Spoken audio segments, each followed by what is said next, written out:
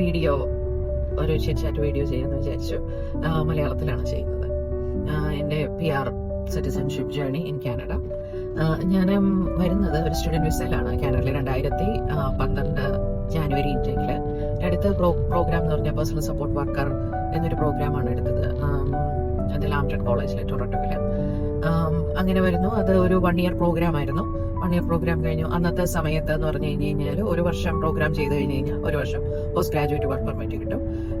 അപ്പൊ ഞാൻ വന്ന സമയത്ത് പതുക്കെ 1 year കൊണ്ട് PR കിട്ടുന്നത് ഭയങ്കര ചലഞ്ചിങ് ആയിരുന്നു.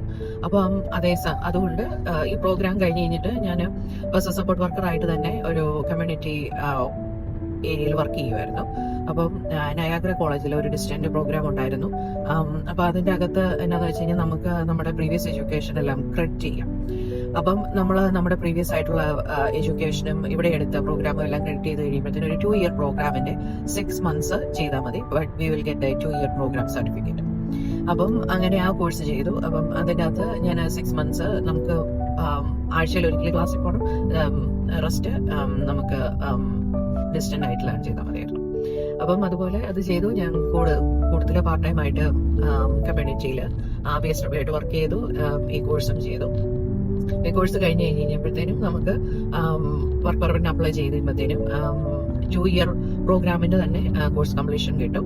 അപ്പം ബേസിക്കലി 1 year PSW ചെയ്തു, ഇതിന്റെ 6 months ചെയ്തു. അപ്പം നമുക്ക് 3 year വർക്ക് പെർമിറ്റ് കിട്ടും. അപ്പം ഞാൻ ഈ കോഴ്സ് കഴിഞ്ഞു. കോഴ്സെല്ലാം ക്വാളിഫൈഡ് ആയി. നയഗ്രയിലെ കോഴ്സ് കഴിഞ്ഞ് കഴിഞ്ഞപ്പോഴത്തേനും ഞാൻ ഫുൾ ടൈം ആയിട്ട് പേഴ്സണൽ സപ്പോർട്ട് വർക്കായിട്ട് വർക്ക് ചെയ്തു. കാരണം കോഴ്സ് കഴിഞ്ഞാൽ നമുക്കത് ചെയ്യാം. അപ്പം സൈമിൾട്ടേനിയസ്ലി ഞാൻ ഇതിന്റെ കൂട്ടത്തില് വർക്ക് പെർമിറ്റിന് അപ്ലൈ ചെയ്തു. അപ്പൊ വർക്ക് പെർമിറ്റ് കിട്ടി. ഇപ്പം ഇതിന്റെ കൂട്ടത്തിൽ തന്നെ ഞാൻ പ്രൊഫഷൻ ഞാൻ നേഴ്സാണ്. അപ്പൊ നേഴ്സിംഗിന്റെ ലൈസൻസിങ്ങിന്റെ കാര്യങ്ങൾ പാരലായിട്ട് ചെയ്തുകൊണ്ടിരിക്കുന്നു. എക്സാം എഴുതുന്നു, എല്ലാം ചെയ്യുന്നുണ്ടായിരുന്നു. അപ്പം 2014 ഈ കോഴ്സുകളെല്ലാം കഴിഞ്ഞ അതേ സമയത്ത് ജൂൺ എക്സാം ഞാൻ RN പാസ്സായി. പിന്നെ ബാക്കി ലൈസൻസും ഒരു നവംബറോളം ആയപ്പം ലൈസൻസ് കിട്ടി. അപ്പൊ ആ സമയത്ത് ഞാൻ നേഴ്സായിട്ടുള്ള ജോലികൾ നോക്കിക്കൊണ്ടിരിക്കുവായിരുന്നു. അപ്പൊ ഞാൻ ചെയ്ത് അവിടെ തന്നെ നോക്കിയപ്പോഴത്തേനും ആ സമയത്ത് RN-ആയിട്ട് ജോലി കിട്ടാനായിട്ട് ഭയങ്കര ചലഞ്ചായിരുന്നു. ഈവൻ ടൊറന്റോ അങ്ങനെയുള്ള ഏരിയയില്. കാരണം എല്ലാവരും കനേഡിയൻ എക്സ്പീരിയൻസ് ചോദിക്കുന്നുണ്ടായിരുന്നു. നമുക്ക് കനേഡിയൻ എക്സ്പീരിയൻസ് ആ സമയത്തില്ല. ഈവൻ ദോ നമുക്ക് പേഴ്സണൽ സപ്പോർട്ട് വർക്കർ എന്ന് പറഞ്ഞു കഴിഞ്ഞാൽ നമ്മുടെ നാട്ടിലെ നഴ്സിംഗ് അസിസ്റ്റന്റ് ആ ഒരു കാറ്റഗറി. അപ്പം അത് ശരിക്കും RN-ആയിട്ട് നമ്മൾക്ക് അത് കൺസിഡർ ചെയ്യുന്നില്ല. കാരണം RN എന്ന് പറയുമ്പോഴത്തേനും രജിസ്റ്റേർഡ് ലൈസൻസ്ഡ് ഫീൽഡാണ്. അപ്പം PSW എന്നുള്ള ഒരു ഇത് അതൊരിക്കലും ഇതിന്റെ ജോലിയിലോട്ടേക്ക് ഇറ്റ് ഡിഡ്ന്റ് ഹെൽപ്പ് മച്ച്. അപ്പം അങ്ങനെ ഇരുന്ന് കഴിഞ്ഞപ്പോഴത്തേനും then I start to apply job everywhere in Ontario. രാവിലെ ഇരിക്കും, Indeed ഓപ്പൺ ആക്കും, RN എന്ന് കാണുന്ന എല്ലായിടത്തോട്ടും കുത്തിയിരുന്ന് എല്ലായിടത്തും അപ്ലൈ ചെയ്യുമായിരുന്നു. പിന്നെ അങ്ങനെ ചെയ്തപ്പോഴത്തേനും ഇവിടെ ടൊറന്റോയിൽ നിന്നൊരു 2 hours ഒരു സ്ഥലത്ത് എനിക്ക് 2 ഇന്റർവ്യൂ വന്നു. അപ്പം ഇന്റർവ്യൂവിന് അതിൽ ഒരു ഹോമിലെ അഡ്മിനിസ്ട്രേറ്റർ വിളിച്ചു കഴിഞ്ഞപ്പോഴത്തേനും ഏത് ഹോമാണെന്നും കൂടെ എനിക്ക് മനസ്സിലാവുന്നില്ല. കാരണം അത് ഒത്തിരി അപ്ലൈ ചെയ്തിട്ട് എന്തിനൊക്കെ അപ്ലൈ ചെയ്തു എന്ന് പോലും മനസ്സിലാവുന്നില്ല. ഞാൻ ഈവൻ അവരോട് ചോദിച്ചു, can you please spell that for me? കാരണം എനിക്കിത് പേര് കേട്ടിട്ട് പോലും മനസ്സിലാവുന്നില്ല ഏതാണ്. അങ്ങനെ ഇന്റർവ്യൂ കിട്ടിയത് രണ്ടും ഒരു ഏരിയയിലായിരുന്നു. അപ്പം നമുക്ക് ഇങ്ങോട്ട് വരാനായിട്ട് എൻ്റെ ഒരു ഫ്രണ്ട് ആയിട്ട് കണക്ട് ചെയ്തു. അവര് they were kind enough to give me their home address. So അങ്ങനെ ഹോം അഡ്രസ് വെച്ചു. പിന്നെ അവരുടെ കൂട്ടത്തിൽ സ്റ്റേ ചെയ്യാനായിട്ട് ഉള്ള ഒരു സൗകര്യം ചെയ്തു തന്നു. And in that period there were other friends, അവരുടെ ഫ്രണ്ട്സ് തന്നെ ഒത്തിരി പേര്. ആ സമയത്ത് ഞാൻ ഈ വന്ന സ്ഥലത്ത് എന്ന് പറഞ്ഞു കഴിഞ്ഞാൽ അധികം ബസ് സർവീസ് ഒന്നുമില്ല. അപ്പൊ നമുക്ക് നമ്മുടെ സ്വന്തം വണ്ടി ഉണ്ടെങ്കിൽ മാത്രമേ നമുക്ക് ട്രാവൽ ചെയ്ത് ഇത് ഓരോന്നിലും അറ്റൻഡ് ചെയ്യാനായിട്ട് പറ്റത്തുള്ളൂ. അപ്പം അവരുടെ ഫ്രണ്ട്സൊക്കെ ഒത്തിരി പേര് രണ്ടുപേരെ ഹെൽപ്പ് ചെയ്തു. അതുപോലെ തന്നെ ഇന്റർവ്യൂവിന് ഡ്രോപ്പ് ചെയ്യാനും പിക്ക് ചെയ്യാനും. അങ്ങനെ ജോലി എനിക്ക് കിട്ടി. സത്യത്തിൽ ഒരു കാഷ്വൽ പൊസിഷനിലോട്ടേക്കാണ് ഞാൻ ഇന്റർവ്യൂ ചെയ്തതെങ്കിലും അതിലെ ഒരു ഹോം എനിക്ക് ഒരു പാർട്ട് ടൈം തന്നു. അപ്പം ഒരു ചലഞ്ച് എന്ന് പറഞ്ഞു കഴിഞ്ഞാൽ ഇങ്ങോട്ടേക്ക് ഐസൈഡ് അറിയാം ബസ്സില്ല. അപ്പം ബസ്സില്ലാതെ എന്ന് പറഞ്ഞു കഴിയുമ്പോഴത്തേനും എനിക്ക് അങ്ങനെ അറിയാവുന്നവരെന്ന് പറഞ്ഞാൽ ഈ ഒരു ഫ്രണ്ടേ ഉള്ളൂ. പക്ഷെ അവരും ഫുൾ ടൈം വർക്ക് ചെയ്യുന്നവരാണ്. അപ്പം പുള്ളിക്കാരിയും അങ്ങനെ ഡ്രൈവ് ചെയ്യത്തില്ല. ബാക്കി ഫ്രണ്ട്സ് ഒക്കെയാണ്. എല്ലാവർക്കും അവരവരുടേതായ ലൈഫ് ഉണ്ടല്ലോ. അപ്പം പ്രാക്ടിക്കലി ഭയങ്കര പാടായിരുന്നു ഇങ്ങോട്ടേക്ക് വരാൻ. അപ്പം ഞാൻ സമയത്ത് അപ്പൊ എന്റെ ലക്ഷ്യം എന്ന് പറഞ്ഞാൽ കനേഡിയൻ എക്സ്പീരിയൻസ് നേടുക എന്നുള്ളതായിരുന്നല്ലോ. അപ്പം വയ ടാക്സി ഐ വാസ് കമ്മിങ്. അപ്പൊ ഒരു സൈഡ് ടാക്സി $60. അപ്പം two and fro back and fro പോകുന്നതിന് $120.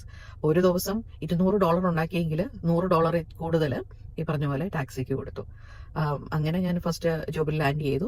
ഇവഞ്ച്വലി അവിടുത്തെ അഡ്മിനിസ്ട്രേറ്റർ എനിക്ക് കുറച്ചുകൂടെ അവേഴ്സ് ഇൻക്രീസ് ചെയ്തു തന്നു. കാരണം ആ സമയത്താണ് ഈ PR-ന്റെ ആപ്ലിക്കേഷൻ ചേഞ്ച് ചെയ്യുന്നത്. PR ആപ്ലിക്കേഷൻ എന്ന് പറഞ്ഞു കഴിഞ്ഞാൽ ഇപ്പത്തെ പോയിന്റ് എൻട്രി സിസ്റ്റം വരുന്നത്. അപ്പോഴത്തേനും അതിന്റെ റിക്വയർമെന്റ് എന്ന് പറഞ്ഞു കഴിഞ്ഞപ്പം RN-ആയിട്ടാണെങ്കിലും നമ്മൾ 30 hours വീക്കിലി വർക്ക് ചെയ്യണം, അത് കാണിക്കണം. അപ്പം എന്റെ ഓൾറെഡി ഉള്ള പാർട്ട് ടൈം ലൈനിൽ 20 സംതിങ് hours ഉണ്ടായിരുന്നുള്ളൂ. അപ്പോഴത്തേനും അവരൊരു എക്സ്ട്രാ ഷിഫ്റ്റും കൂടെ എനിക്ക് തന്നു. അങ്ങനെ എനിക്ക് 30 hours ആക്കി തന്നു. പിന്നെ ഞാൻ എക്സ്ട്രാ ഷിഫ്റ്റുകൾ പിക്ക് ചെയ്യുമായിരുന്നു. അപ്പം അങ്ങനെ ആ ഒരു ജോബ് അവിടെ അവൈലബിൾ ആയി. ഇത് post graduate work permit 3 years ഉണ്ട്. അപ്പം I was in A safe position at that point. എന്ന് വെച്ച് കഴിഞ്ഞാൽ നമ്മൾ RN-ആയിട്ട് 1 year വർക്ക് ചെയ്തതും അപ്പോഴും പിന്നെ ആ സമയത്ത് ഇമിഗ്രേഷൻ ലോസ് വന്നു. നമ്മളിവിടെ ഒരു കോഴ്സ് പഠിച്ചിട്ടുണ്ടെങ്കിൽ അതിന് എക്സ്ട്രാ പോയിന്റ്സ് ഉണ്ടായിരുന്നു. നമ്മളിവിടെ തന്നെ വർക്ക് ചെയ്ത് കഴിഞ്ഞാൽ അതിന് എക്സ്ട്രാ പോയിന്റ്സ് ഉണ്ടായിരുന്നു. അപ്പം ഇതെല്ലാം കൂടെ അക്യുമുലേറ്റ് ചെയ്യുമ്പോഴത്തേനും നമ്മുടെ കട്ട് ഓഫ് പോയിന്റ് വരാനുള്ള ഒരു ഓപ്ഷൻ ഉണ്ട്. പിന്നെ അത് ഇൻക്രീസ് ചെയ്യണമെങ്കിൽ നമ്മൾ ഇതിന് അപ്ലൈ ചെയ്യുമ്പോഴത്തേനും IELTS ഒന്നോടെ എഴുതണം. അതിന് പോയിന്റ് കൂടുതലുണ്ടെങ്കിൽ that also increases our total point. അപ്പൊ IELTS ഒന്നോടെ ഞാൻ എഴുതി. അപ്പൊ ആദ്യം ഞാൻ എഴുതിയതിലും കൂടുതൽ പോയിന്റ് എനിക്ക് അതിന് കിട്ടി. അപ്പം എല്ലാ രീതിയിലും പോയിന്റുകളെല്ലാം അക്യുമുലേറ്റ് ചെയ്തു. അതിന്റെ ഇതിന് സബ്മിറ്റ് ചെയ്തു. During that time my marriage was also fixed and during the process and I got invite ചെയ്ത് അതേ സമയത്താണ് മാരേജ് കഴിഞ്ഞ് നമ്മൾ തിരിച്ചെത്തുന്നത്. അപ്പം I added my spouse into it because they asked if there was any change in the current status. അപ്പം married ആണെന്ന് പറഞ്ഞ് പുള്ളിയുടെ ഇൻഫർമേഷൻ കൊടുക്കുന്നു. പിന്നെ നമ്മുടെ പ്രൂഫ് കാണിക്കണം, മാരേജ് സർട്ടിഫിക്കറ്റ്, ഇത് ലെജിറ്റിമേറ്റ് മാരേജ് ആണെന്നുള്ള നമ്മൾ തമ്മിലുള്ള ഇന്ററാക്ഷന്റെയും ചാറ്റിന്റെയും അങ്ങനെയൊക്കെയുള്ള ഫോൺ റെക്കോർഡ്സ് അതെല്ലാം സബ്മിറ്റ് ചെയ്തു. Then by November 2016 we received our PR. അങ്ങനെ PR കിട്ടി. അത് കഴിഞ്ഞിട്ട് നമ്മൾ 2023 we applied for citizenship and we got the citizenship. പറഞ്ഞപ്പം പെട്ടെന്ന് തീർന്നു. പക്ഷെ എന്നാലും ഈ ഒരു ഇത്രയും വർഷം നമ്മൾ ആ ഒരു പ്രോസസ്സിലൂടെ കടന്നു പോകുമ്പോഴത്തേനും that was a very stressful situation and we are coming here as immigrants and we don't know, we are just taking one at a time. Like ഒരു സ്റ്റോറി ആയിട്ട് പറഞ്ഞു കഴിഞ്ഞപ്പോഴത്തേനും അത് തീർന്നു. പക്ഷെ ആ ഓരോ സമയത്തും ഇപ്പൊ ആദ്യം PSW പഠിച്ചിറങ്ങി കഴിഞ്ഞപ്പോഴത്തേനും ഇനി എന്ത് ചെയ്യും, എപ്പോഴും ഇങ്ങനെ ഒരു കൺഫ്യൂഷനും, എന്താണ് ഇനി അടുത്ത ഫ്യൂച്ചർ, ഇനിയിപ്പോ ഞാൻ ഇനി അടുത്ത കോഴ്സ് ചെയ്യുന്നതാണോ നല്ലത്, അതേ ചെയ്യാതിരിക്കുന്നതാണോ നല്ലത്. ഇപ്പൊ ആ കോഴ്സ് ചെയ്യണമെങ്കിൽ എക്സ്ട്രാ പേയ്മെന്റ് ഞാൻ കണ്ടുപിടിക്കണം. For all the payments my mother help me with money part. പക്ഷെ അതും നമുക്ക് ഒരു കമ്മിറ്റ്മെന്റ് ആണല്ലോ. It's not $1 or $2. It's like ഒത്തിരി ലക്ഷക്കണക്കിന് രൂപയുടെ ഉള്ള കോഴ്സ് ഫീസുകളാണ്. അത് ഈ കോഴ്സ് ആണെങ്കിലും എനിക്ക് ആസ് എ നേഴ്സ് ആ 2 കോഴ്സുകൾ ചെയ്തത് കൊണ്ട് എനിക്ക് പ്രൊഫഷണലി അതൊരു ഇമ്പ്രൂവ്മെന്റ് ഉണ്ടായില്ല. ജസ്റ്റ് ഒരു എന്താ പറയുന്നത്, ഒരു വർക്ക് പെർമിറ്റ് കിട്ടാനുള്ള ഒരു ചാൻസ് ആയിട്ട് മാത്രമേ അതെനിക്ക് യൂസ് ചെയ്യാനായിട്ട് പറ്റുള്ളൂ. അപ്പൊ അതുകൊണ്ട് ഒത്തിരിയധികം ചാലഞ്ചസ് ഉണ്ടായിരുന്നു ഇതിന്റെ ഇടയ്ക്ക്. ഇപ്പൊ ഞാൻ കമ്മ്യൂണിറ്റി ബേസ്ഡ് ആയിട്ട് വർക്ക് ചെയ്യുന്ന പറഞ്ഞു കഴിഞ്ഞാൽ നമ്മൾ ബേസിക്കലി അവരെ പേഴ്സണൽ കെയറിന് അസിസ്റ്റ് ചെയ്യാനാണ്. അപ്പം പേഴ്സണൽ കെയറിന്റെ കൂട്ടത്തിൽ നമ്മൾ അവരുടെ ബാത്റൂമും ടോയ്ലറ്റും ഒക്കെ കഴുകണം. അപ്പൊ ഒരു ദിവസം എനിക്കൊരു 10 പേഷ്യന്റ് ഉണ്ടെങ്കിൽ 10 ബാത്റൂമും 10 ടോയ്ലറ്റും കൂടെ അതിന്റെ കൂട്ടത്തിൽ കഴുകണമായിരുന്നു. അപ്പം അതൊക്കെ ഭയങ്കര നമുക്കൊരു ബുദ്ധിമുട്ടായിരുന്നു. കാരണം the way I grow up or my concept of work was everything so different. So but നമുക്ക് സർവൈവ് ചെയ്യാനായിട്ട് അത് ചെയ്തല്ലേ പറ്റുള്ളൂ. അപ്പം അത് ചെയ്തു. പക്ഷെ അതുകൊണ്ടുണ്ടായ ഒരു പ്രയോജനം എന്ന് ഞാൻ പറയുന്നത് that was A humbling experience. പിന്നെ മറ്റ് പ്രൊഫഷനുകളെ റെസ്പെക്ട് ചെയ്യാനും നമ്മുടെ ആ ഒരു ഞാനൊക്കെ വളർന്നു വന്നതെന്ന് പറഞ്ഞു കഴിഞ്ഞാൽ ഈ വിഭാഗത്തിലുള്ളവർ ഈ ജോലി ചെയ്തു ഓരോരുത്തരും ഓരോരോ ഒരു സൊസൈറ്റി നോംസ് ഇങ്ങനെ ക്രിയേറ്റ് ചെയ്തിട്ടുണ്ട്. ഇന്ന ആൾക്കാർ ഇന്ന ജോലികൾ ചെയ്തു. അപ്പം മറ്റുള്ളവരെ അങ്ങനെ വന്നു കഴിയുമ്പോഴത്തേനും മറ്റേ ജോലി ഒരു പടി താഴെ തന്നെയാണ് കാണുന്നത്. അതുകൊണ്ടാണല്ലോ അവിടെ ആ ഒരു കാറ്റഗറൈസേഷൻ വരുന്നത്. പക്ഷെ അപ്പൊ ഇതെന്ന് പറഞ്ഞു കഴിയുമ്പോഴത്തേനും ഇപ്പൊ നമ്മളും അത് ചെയ്യേണ്ട വന്നു, ചെയ്തു, അതിന് നമുക്ക് സാലറി കിട്ടി.